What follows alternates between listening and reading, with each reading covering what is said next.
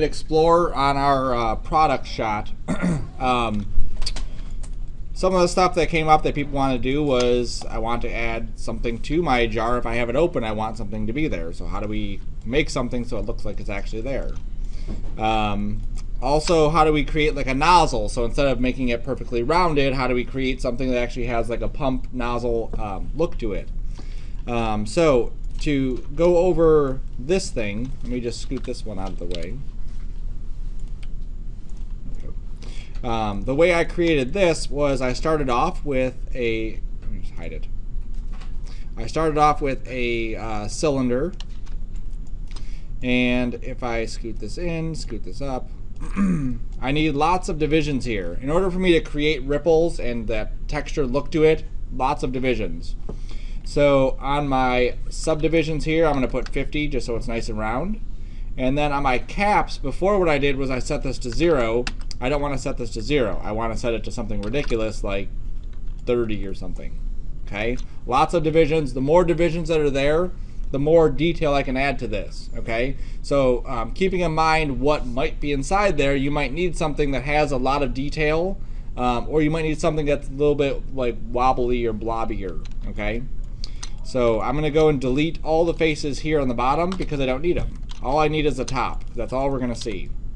So now I'm going to center pivot it. I'm going to switch to my top view. I'm going to center this a bit better and scale it up. And I'm basically just getting this to roughly fit. Doesn't have to fit perfectly, just kind of roughly fit in there, just like that. Okay? Now, the one way I could do that is like this. If it was maybe like a paste or a hard thing, it might be like that. It might be exactly just flat across. The other thing I could do is just grab vertices. So if I went in here and I grabbed a vertex and I moved it up, see how it just grabs at one point? Right now it's very blocky and looks horrible. But if I hold down B and I middle drag, that'll bring up my soft select. So as I drag with my soft select, it'll softly add some deformations into this. Okay? So as a point, it doesn't really work so good. I'm going to go to edges and just grab some edges. And then as I grab an edge and pull it up, you can see now I'm actually pulling up this like little hill inside there. Now I could hold down B and shrink that down, and then it'll have less of an effect around the rest of the surface. Okay? The more colored it is, the more that's getting affected. So the yellower it is, the more it's affected. The redder or darker it is, the less it's affected. Okay? So I could go around and just grab some different edges and do that exact same thing too, just to add some more shape and variation to what this top looks like. A quick way I can select multiple edges instead of me like clicking because this is annoying. If I click on the first edge here, I'm just going to hit B to turn it off, and I hold down Shift and double click an edge, it'll select between them. Okay, so remember, double clicking an edge goes all the way around.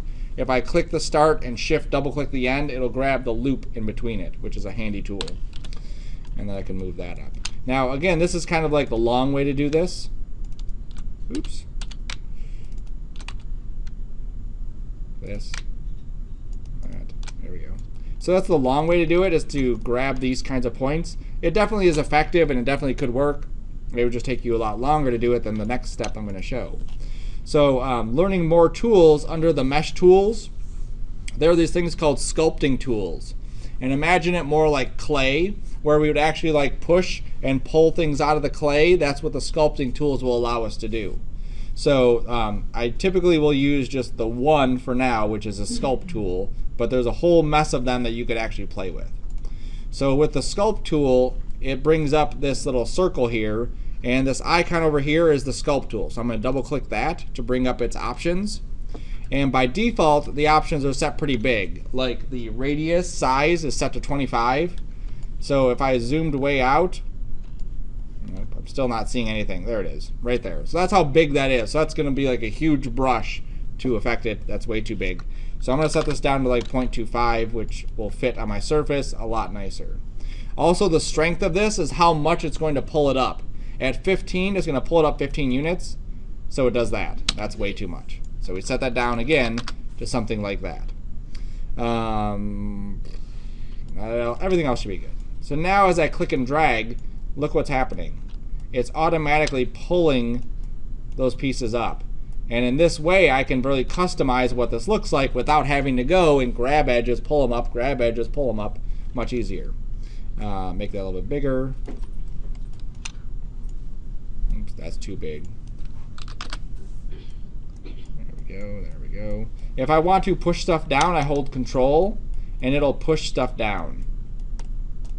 If I want to smooth stuff out, I hold Shift, and it'll smooth stuff out. So I can create like a little bump in the center of this where maybe it was like kind of collecting or something. Too much, smooth it out or push it down. Okay, so very quickly we can create this little cream inside there to make it look a little bit more realistic. Other tools that we could use inside here, just so we can see it, there's a pinch, which is kind of neat. So if you wanted, instead of like really round surfaces, you wanted more like peaks, I could pinch, and this will squeeze these things together. I may need to double click and pull my strength up some. Maybe take this up a little bit higher. One. There we go. Okay, so this is going to take that same deformation and it's going to make it a little bit more crisper in some areas. Okay, so you can play with those different tools and experiment, and if you mess up, big deal. Make another cylinder, add some divisions, and then you'll have plenty of stuff to go on. Okay, so that's that. Now let's say I needed to create this guy here. I'm just going to duplicate him over here. Let's say I wanted to convert him. Right now he is a canister. We assume that underneath the canister is some sort of mechanism that gets whatever's inside the canister out of the canister. So maybe it's like shampoo or something where you, or not shampoo, but something. You unscrew it and then it could pour out, okay? Or maybe it has like a pump on there, or maybe it has like a squeezy top or whatever. So let's take this and separate it. So I'm gonna grab these, I'm gonna hit B to turn that off.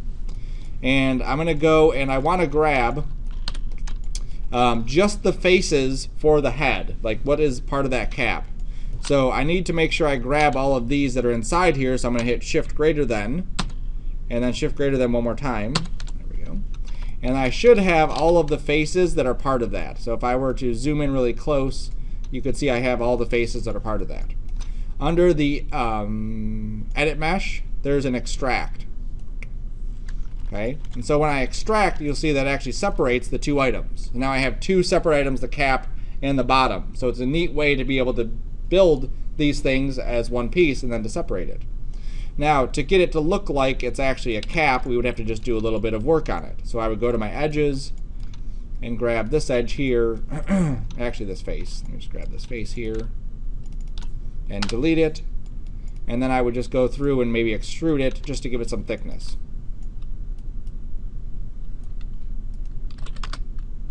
Negative 0.05, that looks good. And then I'll go to mesh display and reverse it so that it's colored. Okay, so now that looks like a cap. That's all the cap really needs on it. Now this part's going to be a little bit more work just because of what it is. So I'm going to go to my edge. I'm going to go to this edge here. And I could scale it in. That works too. And then I could go to the edge and I can extrude the edge and then pull it up. And then I need to cap, basically. I just want to cover this up at the top. So if I go to mesh and say fill hole.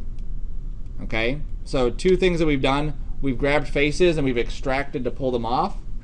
And then we've grabbed edges and extruded. And then we've grabbed edges and filled that hole. Okay, so then I can grab this face and just extrude it and bring it in.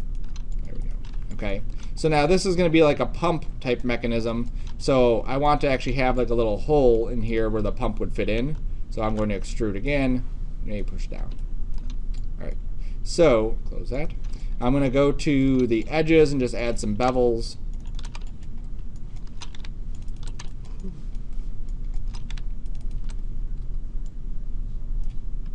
There we go, that looks good. Two divisions, perfect. Okay, so now it looks like it could have that on there. We don't need to go into the next step of adding threads to this, it would have threads. We're not going to see the threads because the pump would be on top of it, hiding all the threads. So I just want to have that in there. So now I'm going to create a pump by going to a cylinder. And typically I model everything at the origin, okay, right where it's created, right here where this big blue X is. Because that way it's already centered. Now it's not centered, it's pulled away. So I need to basically eyeball where this thing is lined up.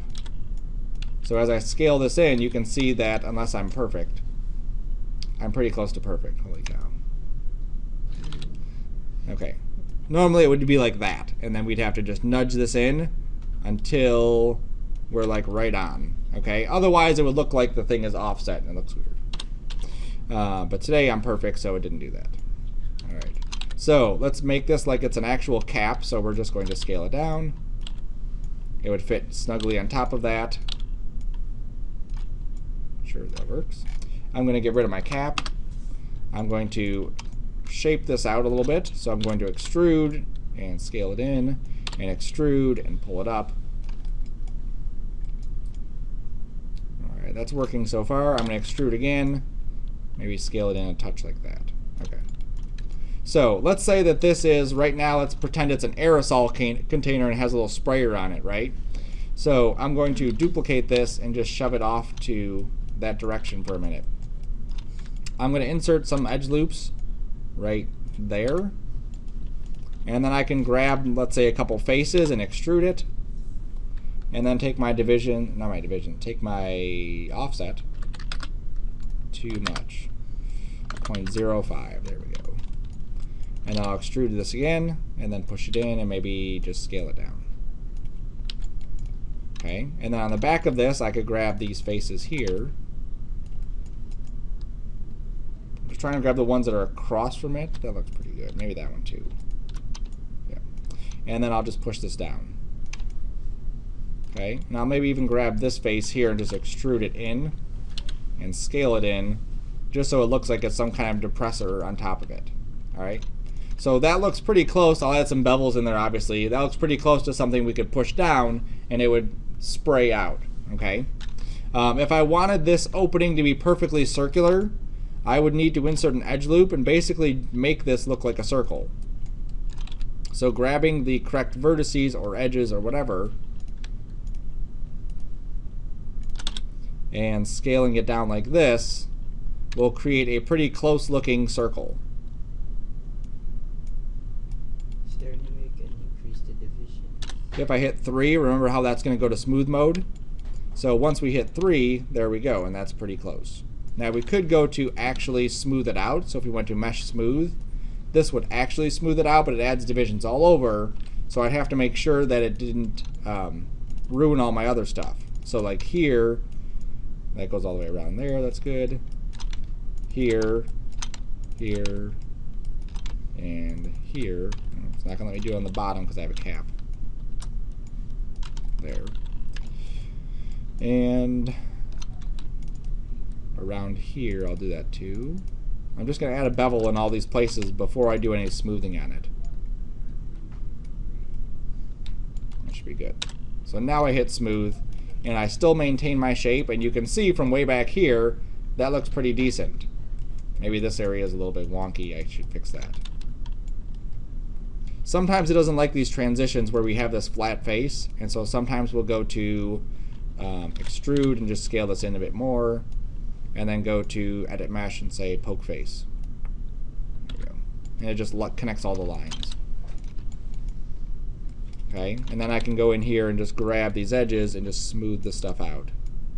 The more complex your shape, just you got to add a little bit more care and love to it to make it look good. Okay, but we also have to keep in mind what we're going to see. I'm probably not going to show my stuff from this angle. I'm going to show it from that angle. So as long as that angle looks good, I don't care. Okay, all right, so that's a sprayer. So let me just set the sprayer off to the side. Let's bring this guy back in. And this is going to be the pump, so I'm going to grab this edge and extrude it and pull it up. Now my goal in any time I extrude or add a division is isolation. I need to isolate where I'm going to start modifying this shape from.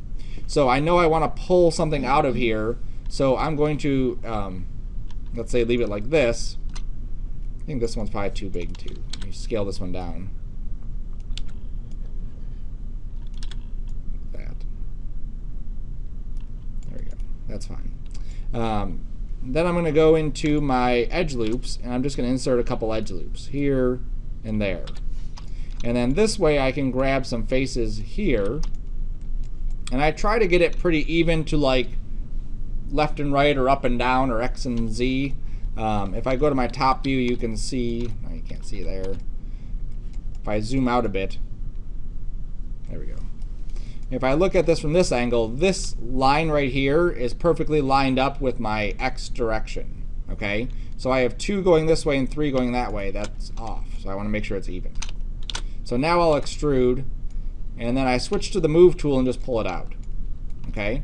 If I left it in the regular extrude tool, look what it's going to do here. It pulls it out this funky way. I don't want that.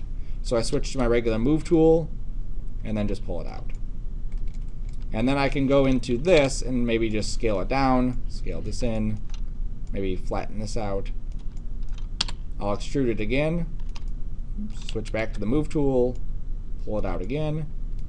And again, isolation is the key here. So I'm just extruding some more, and then I can grab these faces and extrude. Way too much. There we go.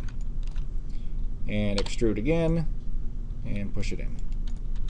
Okay, so now when I hit 3 on this, I'm ignoring the bottom for right now. You can see it looks pretty much like it would look if it was a pump. Okay, maybe this side's a little bit too thin, so I'm going to grab the faces here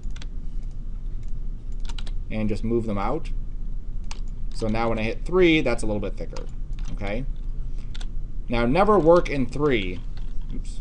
Okay, so if I'm in 3, I don't want to push and pull this, because what happens is I get it, let's say here, and when I switch back to 1, it actually like went inside that face, and that's a bad thing. Okay, so we want to work in 3 or in 1, but switch to 3 to look at it. All right, so that looks pretty good. So now I'm just going to go through and just add bevels where I think a bevel should be had. So I'm just jumping around, adding bevels onto all these areas that I want to basically hold that shape. So I don't want them to become super soft. I basically want this to come up and then to go over here and then to come up like that. So I'm adding bevels at each one of these spots. And the tighter you want that bevel, the smaller that fraction is. So now when I hit 3, you can see that definitely looks a lot more like it's supposed to. Maybe I'll tweak the shape of this a little bit. Not really happy about that. Just going to pull this out, maybe scale it in and down. There we go. That seems to be good. I don't like the bottom of it, so I'll just tweak the bottom. Grab the points, pull them up. Grab these points too, pull these up. Maybe I'll do that to all these. Give it kind of like an arc.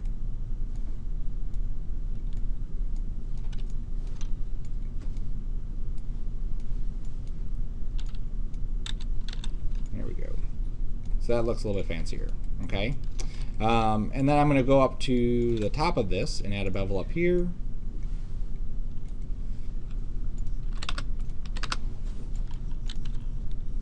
And there we go.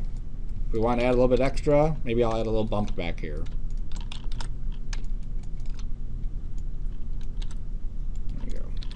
So there's just a little something on the other side just to kind of indicate that we added a bump. Okay. So different tops that we can add into the scene. We can have the cap here. Let me center pivot the cap. Okay, and sometimes what you'll do is you may have a product where you want to show it with the cap on, with the cap off, and this is a great way to be able to do that without, locking yourself into doing this. Okay, so as you go on and you start building your stuff, you have to consider all of this. You also have to consider the size of this. Look at how tiny that pump is. That's way too tiny. Let's just grab these points and just pull these out. Pull that out. Oops, I guess that couldn't happen, right? Because that's not where the cap is. Never mind. I guess that's just a tiny pump. I think when they push the button, it'll pop up, and then they'll be able to edit it more. Sure. it looks good enough, right? So as you start looking at this, you start creating your objects, think about that composition. Our end goal is an 8 by 10 type thing. So 8 inches wide, 10 inches tall. So we don't want to have something that's laid out horizontally because that could cause not enough detail, right? So as you do this, look how I'm kind of laying out my objects. I'm kind of putting these things in some sort of order that I want to kind of show off my stuff. So this here, this here. All of these things that are part of the same object, let me just reset this. There we go. It needs to come up a little bit more to be covered by that cap fully. Oops. There we go. I'm going to grab all of these and just Control G to group it, and then center pivot it. Good. And then move that into position. I'll just throw that on that layer. Okay, so I'm kind of thinking about my composition. If I need something bigger, smaller, fatter, skinnier, whatever, those are the kind of objects I want to look at incorporating into my scene. I don't want to have a scene full of these guys here, because if I did, it would be very difficult to create a nice vertical composition with it because they're all kind of like short. Okay, so a nice mix of sizes definitely helps create a nice little composition of our stuff.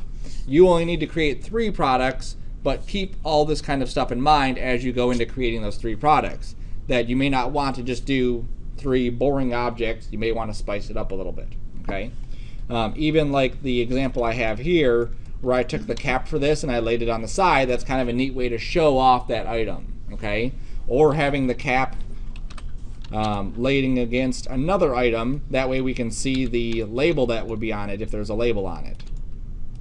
Okay, or just it's over here off to the side. Okay, so think about all that stuff as you're working on this. We're probably going to do another day of modeling. So next Monday will be another modeling day, let's say. Next Wednesday will be a day for texturing. So next week is just going to be a work week.